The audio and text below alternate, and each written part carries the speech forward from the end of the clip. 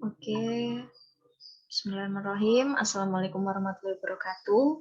Pada kesempatan kali ini kita akan belajar materi geografi tentang pola keruangan desa dan kota.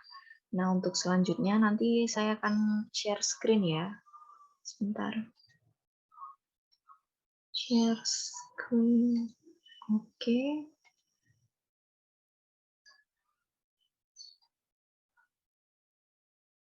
Hmm.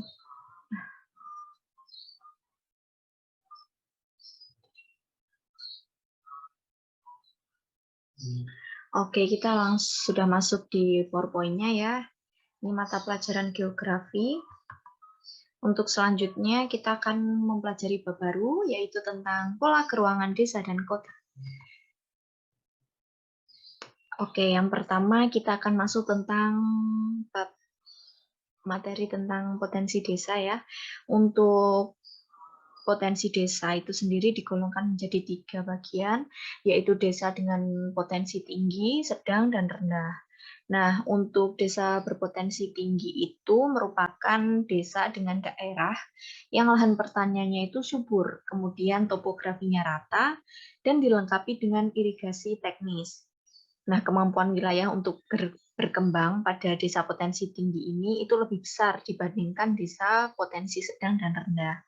Kemudian untuk desa potensi sedang itu adalah desa yang terdapat di daerah dengan lahan pertanian yang agak subur, kemudian topografinya itu tidak rata, serta irigasi sebagiannya itu masih teknis dan sebagiannya lagi itu masih semi teknis seperti itu. Wilayah desa ini tuh mencangkup masih mempunyai kemampuan untuk berkembang. Nah, yang terakhir itu adalah desa dengan potensi rendah. Biasanya desa dengan potensi rendah ini terdapat di daerah dengan lahan pertanian yang tidak subur, kemudian topografi yang kasar seperti daerah perbukitan, dan sumber airnya itu masih bergantung pada curah hujan. Wilayah ini sulit untuk berkembang. Next, selanjutnya ada cakupan potensi desa. Nah, potensi desa itu mencangkup potensi fisik dan non-fisik. Untuk potensi fisik itu ada tanah, air, iklim, flora, dan fauna. Untuk tanah sendiri itu, tanah yang subur merupakan potensi utama dari sebuah desa, sehingga tanah yang subur ini biasanya kan berupa sawah atau pekarangan, itu bisa dimanfaatkan dan diolah oleh penduduk desa sebagai lahan pertanian untuk mencukupi kebutuhannya sehari-hari. Sementara itu nanti jika ada hasil yang berlebih, bisa dijual ke desa sebelah atau di kota, sehingga nanti tuh akan muncul hubungan antara desa dan kota, hubungan timbal balik ya antara desa dan kota. Jadi orang kota itu kebutuhannya terpenuhi oleh orang desa, dan orang desa bisa mendapatkan tambahan income dari menjual produknya itu ke masyarakat kota, seperti itu. Kemudian untuk air itu bisa dimanfaatkan untuk keperluan sehari-hari, irigasi seperti itu ya. Kemudian bisa juga sebagai industri air minum seperti yang ada di, kalau Jawa Timur itu di daerah Pandaan itu ya.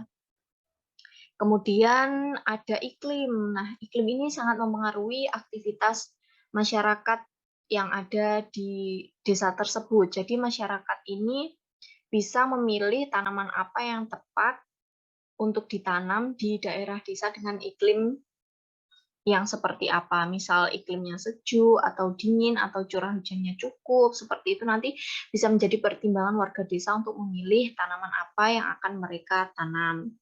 Kemudian yang terakhir ada flora dan fauna. Nah, flora dan fauna ini biasanya tergantung kondisi desa ya. Misal kayak lahan desanya itu masih luas, berpotensi untuk ditanami tanaman tertentu, seperti bahan pokok ya, seperti padi, jagung, ketela pohon. Kalau di daerah timur itu seperti sagu.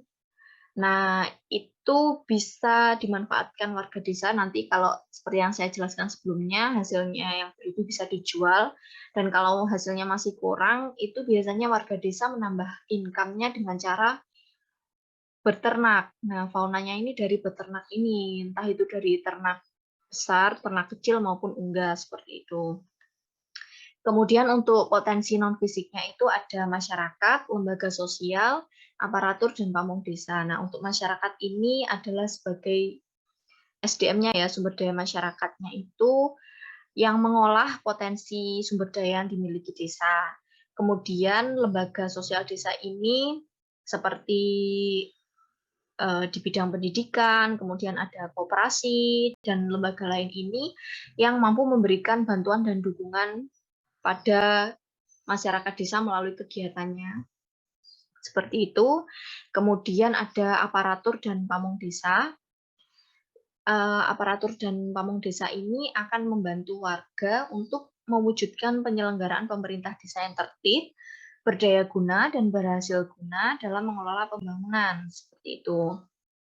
Next, selanjutnya adalah klasifikasi desa berdasarkan kemampuan memanfaatkan potensi yang dimiliki.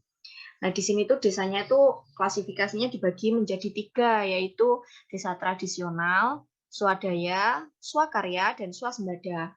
Nah, untuk desa tradisional ini biasanya masih terdapat di daerah pedalaman, dan penduduknya itu cenderung tertutup sehingga tidak ada komunikasi karena sistem perhubungan dan sarana pengangkutannya itu masih belum berkembang. Dan seluruh kehidupan penduduknya itu sangat bergantung kepada alam. Kemudian ada desa swadaya. Desa swadaya ini ditandai adanya kegiatan penduduk untuk mencukupi kebutuhan sendiri. Biasanya kegiatan penduduk ini dipengaruhi keadaan alam dan kondisi geografisnya. Untuk desa swadaya ini biasanya lokasinya tuh masih berada di daerah terpencil ya, sehingga jarang interaksi dengan penduduk luar. Akibatnya perkembangan dari kemajuan desa ini sedikit terhambat. Kemudian yang ketiga ada desa swakarya. Ini tipe desa yang lebih maju ya dibandingkan desa swadaya, yang ditandai dengan adanya perubahan untuk memanfaatkan dan mengembangkan potensi yang ada di desa. Sehingga nanti itu penduduk desa mampu menjual hasilnya ke desa lain atau bahkan ke kota untuk membantu memenuhi kebutuhan desanya tersebut, desa swakarya. Ciri-cirinya itu biasanya lembaga desa, aparatur desa itu tuh sudah berfungsi dengan baik, dan juga kesadaran warga desa akan pentingnya keterampilan dan pendidikan itu mampu mengakibatkan beragamnya jenis mata pencaharian dari penduduk yang ada di desa swakarya ini. Kemudian desa terakhir adalah desa swasembada. Ini merupakan desa yang paling maju ya, jadi dia lebih maju dari desa swakarya. Ini penduduknya itu sudah mampu mengolah potensi yang ada di desa itu secara maksimal menggunakan alat-alat teknis. Seperti itu. Ciri lain dari tipe desa swasembada itu tersedianya semua keperluan penduduk dan interaksi masyarakat lain itu tidak mengalami kesulitan karena sistem perhubungan dan pengangkutannya itu sudah maju. Next, selanjutnya ada desa berdasarkan mata pencahariannya ya. Ada 3, yaitu agraris, nelayan, dan industri. Nah, teman-teman pasti sudah tahu sendiri kan, desa agraris itu merupakan desa yang sebagian besar penduduknya itu bekerja sebagai petani, mengolah lahan pertanian, dan di samping itu juga melakukan beternak ya warganya. Kemudian ada desa nelayan. Nah, ini sebagian penduduknya ini bekerja sebagai nelayan. Tentu saja ini berada di daerah pantai ya, karena dekat dengan laut.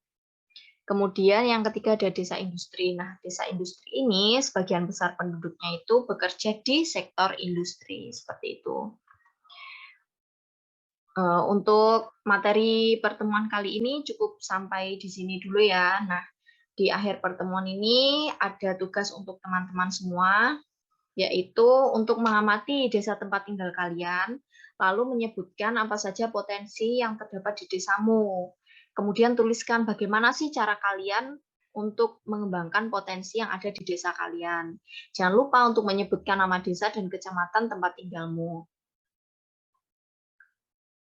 Oke, stop sharing. Nah, kita sudah kembali lagi. Nah, untuk tugasnya, untuk format pengirimannya itu seperti biasa ya.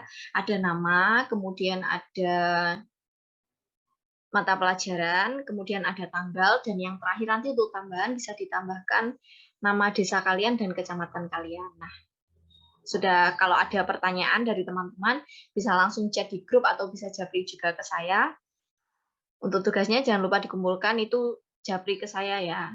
Nah, untuk pertemuan kali ini saya rasa sudah cukup. Jangan lupa tugasnya dikerjakan. Sampai bertemu di pertemuan selanjutnya. Wassalamualaikum warahmatullahi wabarakatuh.